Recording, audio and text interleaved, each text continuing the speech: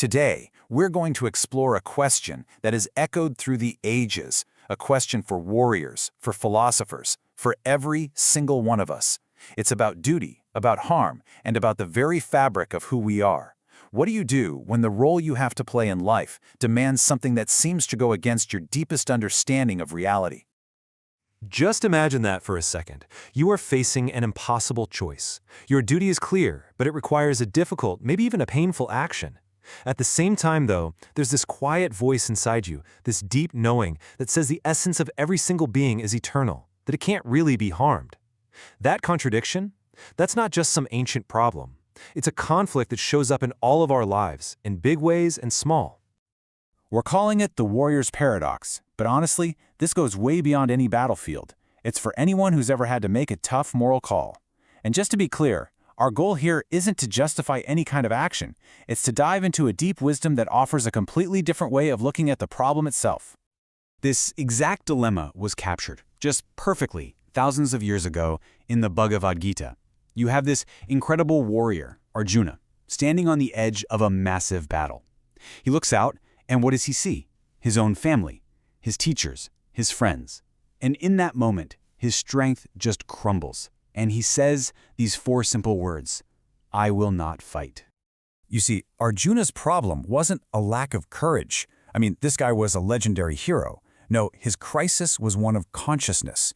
He was caught stuck between his temporary role as a warrior and the eternal truth of his own self, and the self within everyone he was supposed to fight. And that confusion, well, that's something we can all relate to, right? So, how do we even start to untangle a paradox like this? Well, the answer comes to us in a series of profound truths.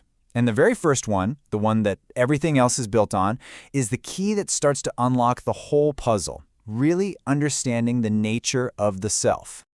The first concept we really have to wrap our minds around is the Atman, which means the self.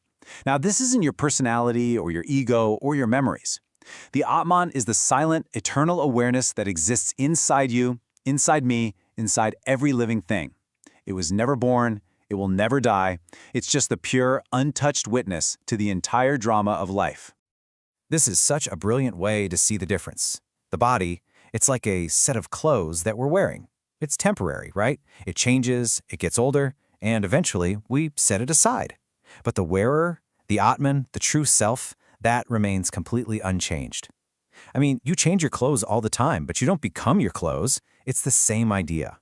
The soul moves from one body to the next, but it is never the body.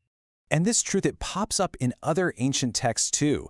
The Garuda Purana says it beautifully. It says that we all just kind of emerge from this unseen state, and then we return to it. The body is just a temporary appearance. So if we really truly get that, what is there to be afraid of? What is there to grieve? Our sorrow comes from identifying with the clothes, not the wearer.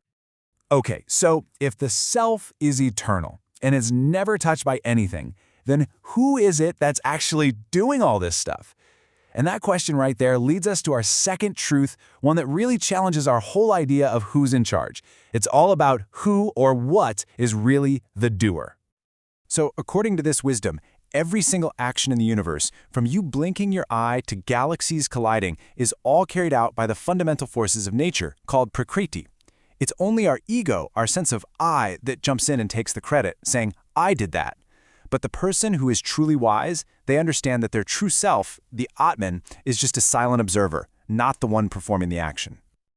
And right here, this is the direct answer to our paradox, straight out of the Gita.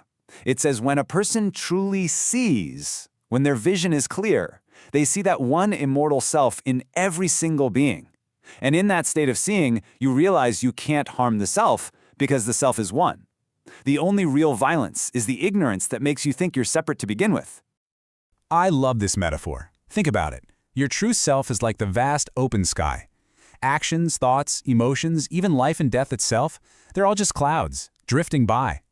The clouds come and go, they change their shape, but they never ever stain or change the sky itself. The sky is always there, always pure, always untouched. You are the sky, not the clouds. All right, so if we aren't the doer, does that just mean we should sit back and do nothing? No, not at all. Our third truth shows us how to take this incredible, mind-bending knowledge and turn it into a practical path for how to actually live and act in the world. So first, we have to understand what gets us into trouble. When we act from our ego, we get attached to the results. We want the good stuff, and we're scared of the bad stuff. That attachment creates desire, and when our desire gets blocked, what happens? It turns into anger. It's this chain reaction of suffering, and it keeps us trapped. The solution, the way out of that trap, is a path called Nishkama Karma, the path of selfless action. What this means is, you do your duty, you do what you have to do with total focus and excellence, but you completely let go of the results. You just act for the sake of the action itself, so absorbed in the moment that the ego, with all its hopes and fears, just fades into the background. Your action becomes an offering. This quote just nails the difference, doesn't it? Any action done with ego and attachment, it's just labor. It's exhausting, and it traps you. But action that's done with wisdom and detachment, that's liberating. It doesn't bind you. It sets you free. It turns work into a form of worship. Okay, let's bring all these incredible ideas together now. We've talked about the immortal self, the illusion of being the doer, and this path of selfless action. How does all of this finally solve that warrior's paradox we started with? And so we come back, full circle, to our original Pearson question. After all of this, what's the answer? Is it some kind of permission slip, a cosmic loophole to do whatever we want? No, it's something much, much deeper than that. Here is the absolute heart of it all.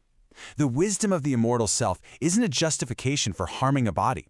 It's a call to completely dissolve the ego, the actor who is the source of all harm in the first place. When you can act from a place of pure duty, without any personal desire or anger or hatred, the very nature of that action is transformed. You know, what this really is a total shift in perspective. We learn the body is just a temporary vessel, and our true self is the eternal, untouched witness. We learn that the only way forward is through selfless action, and we realize that the real battlefield isn't out there, it's right here, inside of us, and the only real enemy we'll ever face is our own ignorance of who we truly are.